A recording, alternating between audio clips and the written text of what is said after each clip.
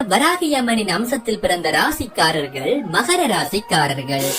ஆமா நண்பர்களே, 12 ராசிகள்லேயே இந்த மகர ராசியில் பிறந்த நபர்களுக்குத்தான் 100% வராகி அம்மனின் அம்சங்கள் கிடைக்கப்பட்டிருக்கும் அப்படின்னு சொல்லப்படுது. இது எதனால அப்படின்னா, இயல்பாகவே இந்த மகர ராசியில் பிறந்த நபர்கள் தான் அதிகளவாக வராகி பக்தர்களாக விளங்குவார்கள் அப்படின்னு சொல்லியும் சொல்லப்படுது.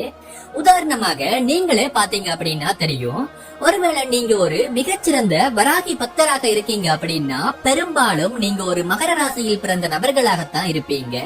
அப்படி இல்லைன்னாலும் உங்க குடும்பத்தில் யாராவது ஒருவராச்சும் மகர ராசியில் பிறந்தவர்களாக இருப்பாங்க. அப்படி உங்க குடும்பத்தில் மகர ராசி இருப்பதன் மூலமாகத்தான் உங்களுக்கு அந்த வராகி தேவியின் மீது பக்தி உண்டாகி இருக்கும் அப்படின்னு சொல்லப்படுது.